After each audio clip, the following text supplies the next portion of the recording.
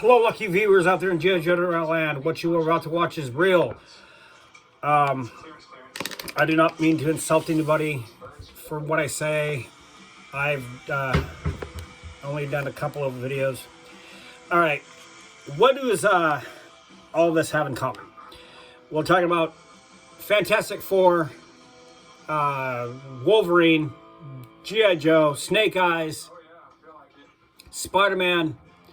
All these people, what they have in real, they have a great enemy. So we'll talk about the Snake Eyes part of it.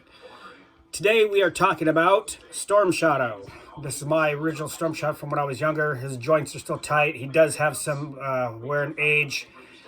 His accessories, I've only have the sword, the long sword, and his backpack. That's all I have left. From when I was younger, stuff got lost. So today we are talking about the retro Snake Eye, Storm Shadow, from the 2020 line, which is supposed to be the retro figures. And the one that is supposed to be retro looks nothing like my retro. So, first I'll just show you Snake Eyes again. I mean Storm Shadow. Here he is, backpack's on. His he has very still good use of his legs and arms. Really nice tight figure, in my opinion, for being what is this? 94. Talk about 94. That is the first time Snake Eyes showed up in the G.I. Joe figure line. It was in 1994. And in the G.I. Joe Real American Hero comic books, he did not show up fully until issue 21. He was shown in shadows. He is supposed to be the sworn enemy and sword brother of Storm Shadow. So here's what he looks like in the 2020 line, which is supposed to be a retro figure. Hard to come by. He has a lot more weapons than he did back in '84. And we will open him up and look at him.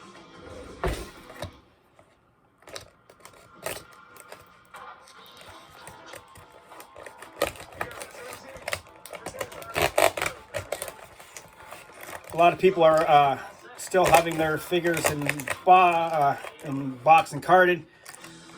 I'm kind of figuring it takes so long for them to actually be worth what they are now, the older ones, and it'll take way longer for these ones to be worth that much. So there's no reason why not to open him. He comes with 2 sleeves. The figure itself. Back in '84, he came with nunchucks. He came out with 2 katana swords and a bow and arrow, or just a bow rather, but no arrow. There's supposed to be bow and arrow, and a backpack. Now he comes with a lot more. I remember back when his packaging, you get the weapons and stuff, you didn't know what you were getting. The packaging had the names of the weapons that came with the figure. On the side here, there's nothing like that. It is the it shows the his retro figure picture from back in the day. And on this card, they're showing that there's 6 figures. He comes with 5 languages describing, but does not give the good description like the store did back in the day. Comes with, it looks like a little sheet with other languages that talks more about him. There's a lot more articulation on the figure than it had back in the day. Just the core figure, you can see that he has his arms are all covered. Back then, he showed like he had a throwing star, a knife, and the Jojo insignia. He does not come with the knives or throwing stars. He does have a strap across him that looks like it is removable with a little effort, but I'm not going to remove it. I'm just talking about the figure. He comes with a figure stand,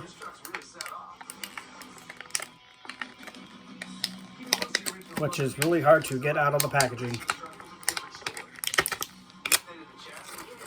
Just stand him up. He has a lot more articulation. There's articulation at the ankles, wrists, unlike the original. He comes with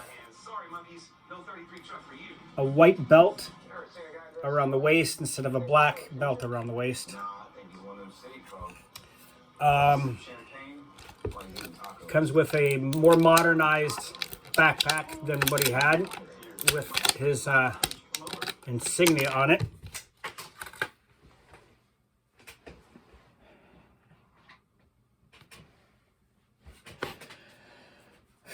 The backpack does not appear to open like the original. It still has the sword sheaths across it.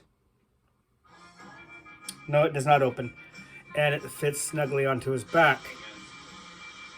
More than anything, the crew cut is known for his flame paint job, so we want to keep that. It just needs a little touch up and a lot of love. For the bumpers, they're another story.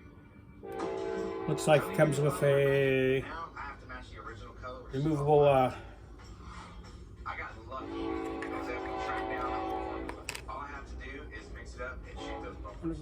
on the waist here. Just a little bit. Whoa, hey, you. Right. Everything for the crew cut that we need is in the booth and ready to paint. I got the lime time, and that's what the color is supposed to be, so it should match like a dream. Does not go around the waist. Wait a minute. This ain't right. So I'm in the middle of spraying when I get this funny feeling. It's not looking like it should. Tony brings the cowl panel in, and it's still got all the original paint on it, and it's an easy part. It's a little tight. Maybe I need to remove the black one to get it completely around the waist. All right. Molded plastic, which is still removable.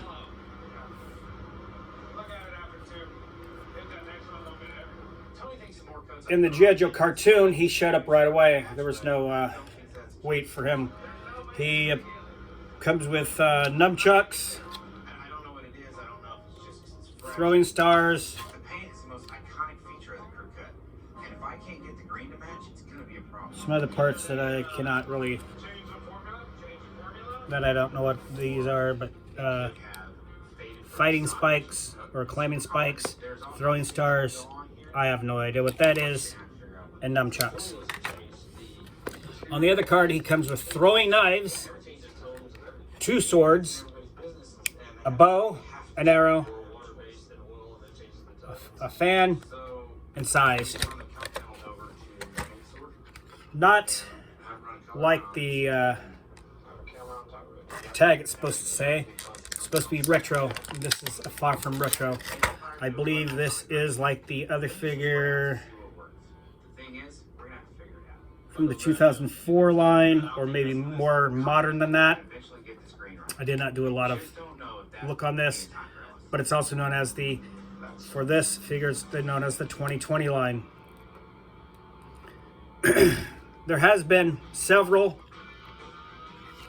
versions that come out of Storm Shadow since he is first introduced.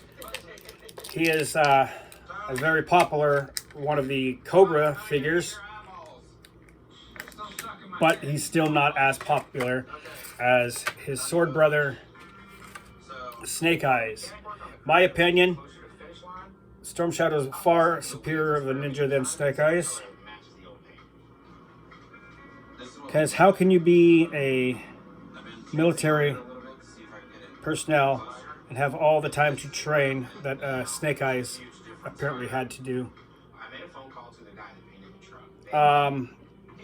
Storm Shadow here was probably more of a mercenary, you know, a hired hand for Cobra. So maybe he had more time to train. I don't see how he became more popular than Storm Shadow. Larry Hama was the writer for the G.I. Joe comic books back in the by Marvel. The directions for the original lime tone call for spraying it over white, but this time I'm gonna have to go with gray primer, just like Van Diemen did. We'll see how it works. And I do not see where this clips into to stay on his back. There are some little wannabe spots that might work. On the original, he came with little pegs to keep the bow on his back.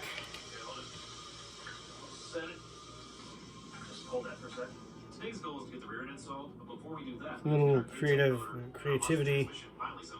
I could figure out somehow to keep it up on there. Throwing star size. They all fit into his hands, which has a much more individual fingers, unlike the original. And I'm sure it's much more flexible and less likely to have thumb breaks. So that was a quick, brief history of Storm Shadow. He has appeared in both G.I. Joe movies and several of the cartoons and cartoon movies, animated. The nunchucks are plastic held together by string. The original is just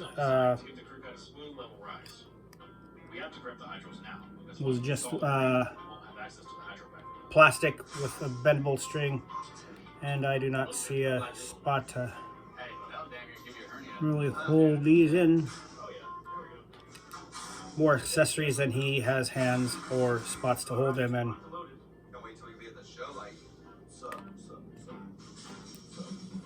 Sure, if you get creative, you can figure out how to keep them there.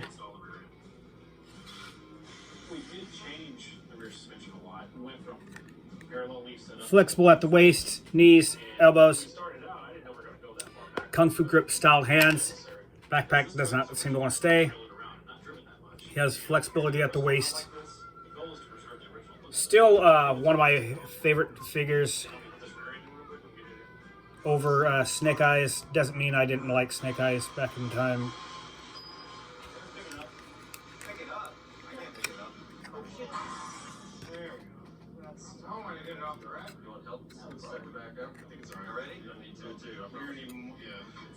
I got the card. You got the card on that end? Yeah, I got it. With the stand, you can get them in some kind of poses. All right, that's just a brief description of the G.I. Joe Storm Shadow from the Retro line 2020. No date to say when this mold was originally used. I'll probably talk about it when I review the Snake Eyes figure later on. I did have a Snake Eyes original figure a long time ago. Do not still have that one. I probably have the second version out, and I'll have to dig that one out. All right. See you later out there in G.I. Joe land.